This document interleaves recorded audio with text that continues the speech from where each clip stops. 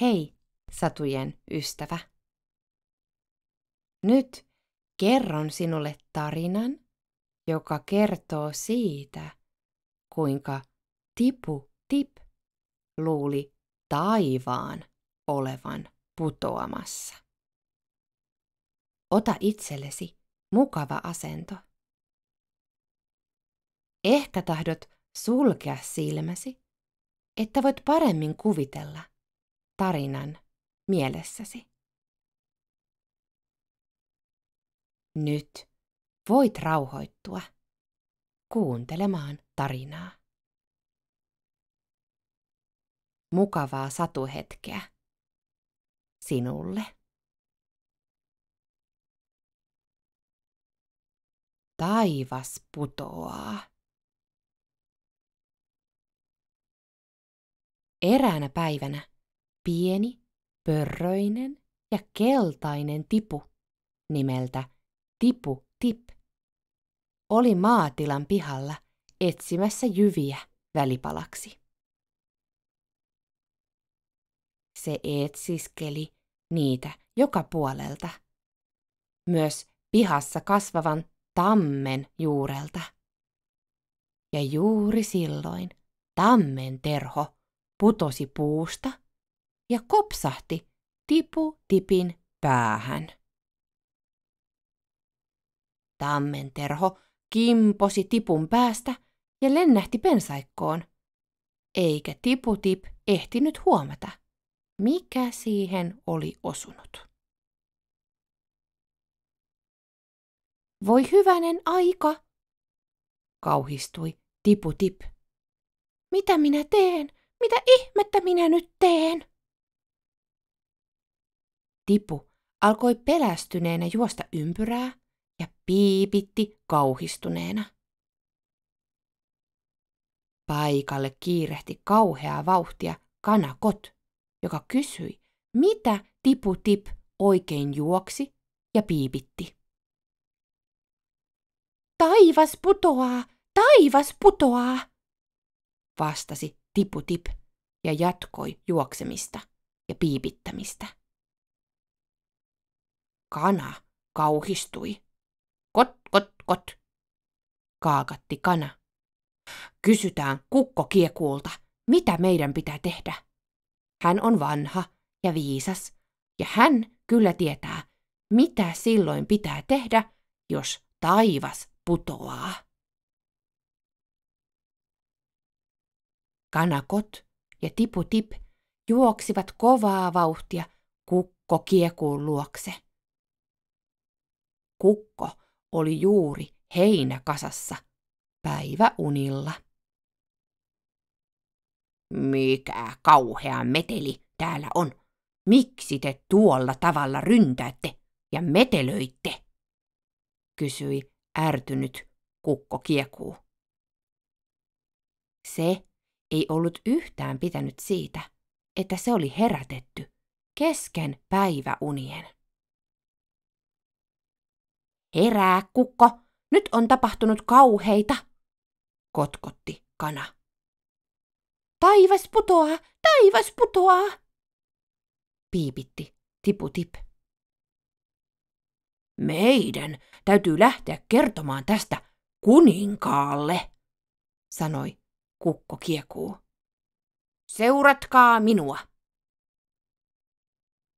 Ja niin Kukkokiekuu, kana Kot ja Tipu Tip lähtivät juoksemaan kohti kuninkaan linnaa, kertoakseen kuninkaalle, että taivas oli putoamassa.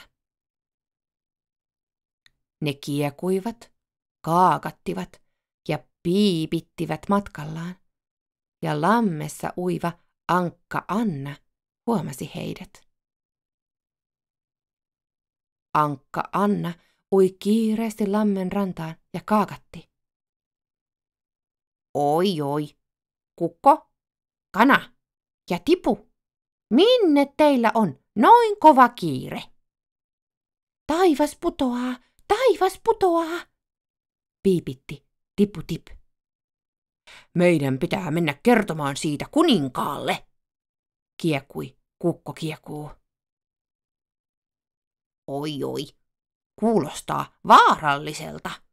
Nyt on parasta, että minä lähden teidän mukaanne, sanoi Ankka Anna. Ankka Anna liittyi jonon jatkoksi, ja niin Ankka, Tipu, Kana ja Kukko lähtivät juosten matkaamaan kohti Kuninkaanlinnaa. Nyt oli nopeasti kerrottava kuninkaalle, että taivas oli putoamassa. Heitä vastaan tuli Sorsa Sakari, mutta Tipu, Kana, Kukko ja Ankka eivät ehtineet edes pysähtyä, vaan juoksivat kauheaa vauhtia Sorsan ohi.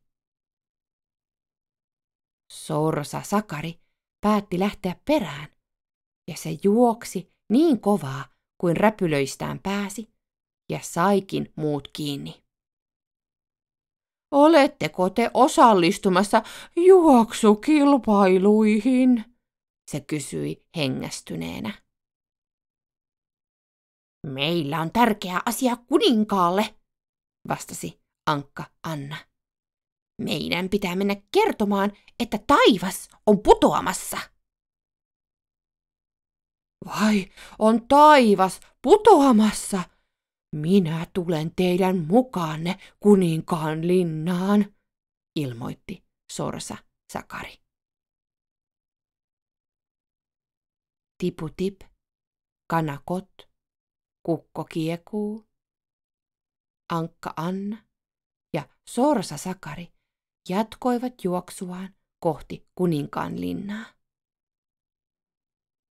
Päivä oli kuuma ja hiekka tiellä pölisi, mutta urheasti ne jatkoivat matkaansa. Niillä oli tärkeä tehtävä, ja nyt ei sopinut pysähtyä. Pellon laidassa niille heilutti Henriikka Hanhi, mutta viimeisenä juokseva Sorsa Sakari ehti vain huutaa juostessaan, että taivas putoaa ja siitä on heti mentävä kertomaan kuninkaalle. Taivas putoaa, kamalaa, kiljaisi Henriikka Hanhi ja unohti kokonaan, mitä sen olisi pitänyt olla tekemässä. Pelästyneenä se liittyi juoksevaan joukkoon ja matkalle kohti Kuninkaanlinnaa. Tipu tip, Kana kot, Kukko kiekuu, Ankka Anna, Sorsa Sakari ja Henriikka Hanhi juoksivat piipittäin, kotkottaen, kiekuen, vaakkuen ja vaakuttaen kohti Kuninkaanlinnaa. Ennen linnaa oli vielä synkkä metsä, ja sen läpi heidän oli juostava. Ja siellä metsässä heitä vastaan tuli Kalle Kettu. Hyvää päivää, toivotti Kalle Kettu äänekkäälle ja omituiselle joukolle. Mihin ihmeeseen teillä on tuollainen kiire? Taivas putoaa, piipitti Tipu tip. Me menemme kertomaan kuninkaalle, että taivas putoaa, ilmoitti Henriikka Hanhi. Kalle Kettu mietti hetken. Sitten se ajatteli, että hölmöjä lintuja olisi helppo huijata, joten se sanoi.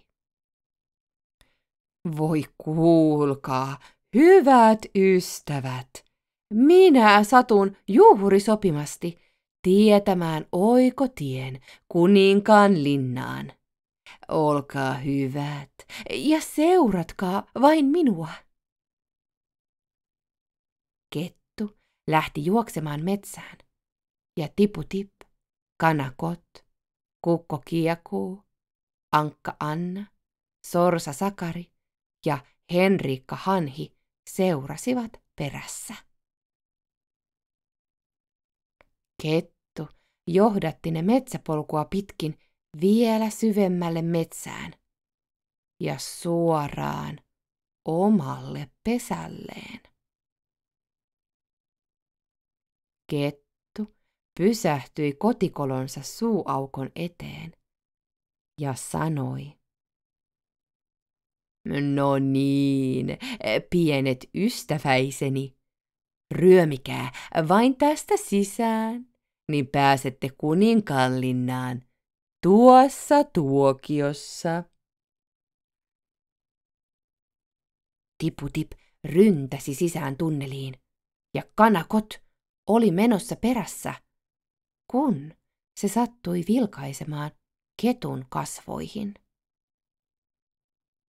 Kettu tuijotti heitä ilkeän ja nälkäisen näköisenä, melkein kuola suusta valuen. Pelästyneenä Kanakot vetäisi Tiputipin takaisin ja kaakatti: "Juoskaa äkkiä karkuun! Kettu aikoo syödä meidät!" Ja silloin Tiputip, Kanakot, Kukko Kiekuu, Ankka Anna, Sorsa Sakari ja Henriikka Hanhi lähtivät juoksemaan valtavaa vauhtia pois metsästä ja takaisin kotiin. Eikä kukaan niistä enää koskaan lähtenyt kertomaan kuninkaalle, että taivas oli putoamassa. Eikä taivas tietysti koskaan ollut putoamassakaan. Sehän oli ollut vain pieni tammenterho, joka oli pudonnut Tiputipin päähän. Mutta sitä Tiputip ei saanut koskaan tietää. Sen pituinen se